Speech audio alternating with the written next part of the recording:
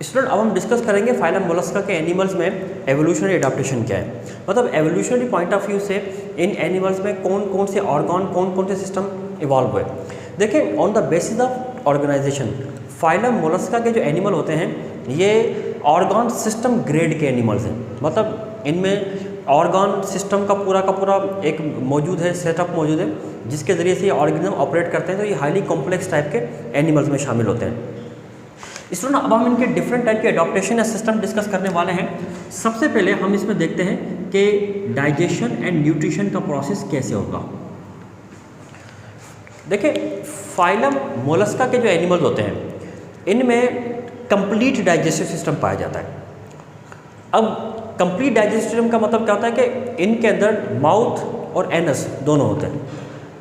Mouth ingestion के process के लिए, एनस इजेशन के प्रोसेस के लिए, ये दोनों चीज़ें पाई जाती हैं इसके अंदर। अब माउथ और एनस के बीच में जो ये इनका ट्रैक्ट होता है जिसको हम एलिमेंट्री कैनाल कहते हैं, एलिमेंट्री कैनाल इनकी स्ट्रेट भी हो सकती है और क्वाइल भी हो सकती है, दोनों तरह की इसकी हो सकती है। फाइलम मोलस्का के एनिमल्स में इनके माउथ में जिस तरह हमारे यहाँ पे टीथ होते हैं, इनके माउथ में एक रास्पिंग स्ट्रक्चर पाई जाती है जिसको रेड्यूला कहते हैं। अब जो रेड्यूला है ये एक रास्पिंग स्ट्रक्चर, रास्पिंग का मतलब है कि ये किसी चीज़ को खुरचने वाली, तो इनके माउथ में रेड्यूला पाए जाते हैं जो कि रास्पिंग स्ट्रक्चर है और किसी भी ऑब्जेक्ट से इसको रगड़ते हैं और रगड़ने के बाद अपना फूड हासिल करते हैं। तो इनके अंदर रेड्यूला भी मौजूद होता है फाइलम एनिलिडा के फाइलम मोलस्का के एनिमल्स में। अच्छा, फिर इसके बाद फाइलम मोलस्का के एनिमल में डाइजेशन के बाद रेस्पिरेटरी सिस्टम,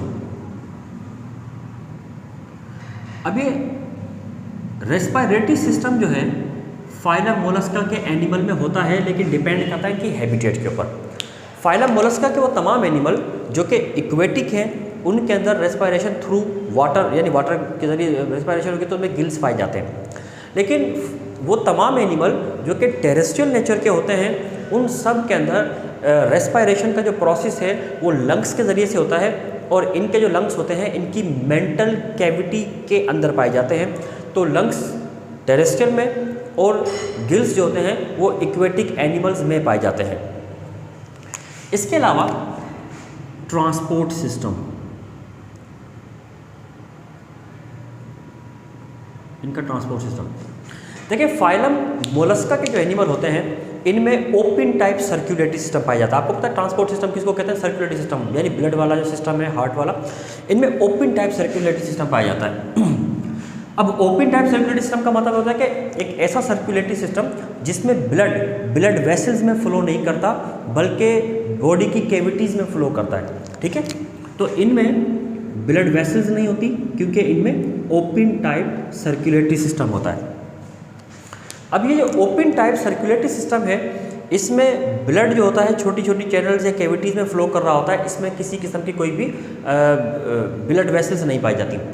इनकी सबसे अहम ख़ास बात ये कि इनका जो ब्लड है वो रेड भी नहीं होता, वो थोड़ा ब्लूइश ग्रीन टाइप का ब्लड होता है। इसकी वजह क्या होती है? क्योंकि इसमें जिस तरह हमारा ब्लड है उसमें पिगमेंट पाया जाता है हीमोग्लोबिन, जिसकी वजह से हमारे ब्लड का कलर रेड होता है।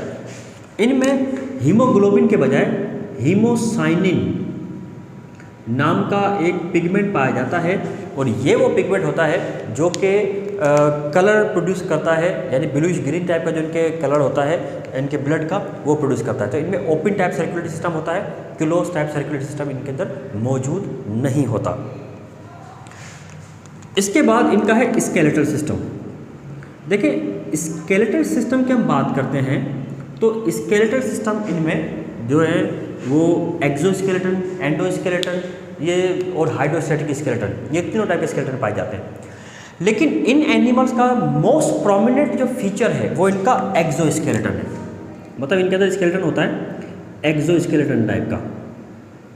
अभी जो एक्सोस्केलेटन है इसका मतलब है कि कोई भी हार्ड प्रोटेक्टिव एक स्ट्रक्चर हो जो बॉडी के अंदर के बजाय बॉडी के बाहर मौजूद हो, जो बॉडी को प्रोटेक्ट भी कर रही हो, बॉडी को सपोर्ट भी कर रही हो, हर किस्म के नुकसान से बचा रही हो, उसको कहते हैं हम एक्सोस्केलेटन कहते हैं। अब जो ये एक्सोस्केलेटन होता है इनका ये बना हुआ होता है कैल्शियम कार्बोनेट का, ये बना हुआ होता है किसी का? कैल्शियम कार्बोनेट का। और इनका जो एक्सोस्केलेटन होता है वो नॉन लिविंग नेचर का, एक्सोस्केलेटन तो ऑलमोस्ट सबके नॉन लिविंग नेचर के होते हैं। इनका एक्सोस्केलेटन में non living material calcium carbonate ये आता कहाँ से?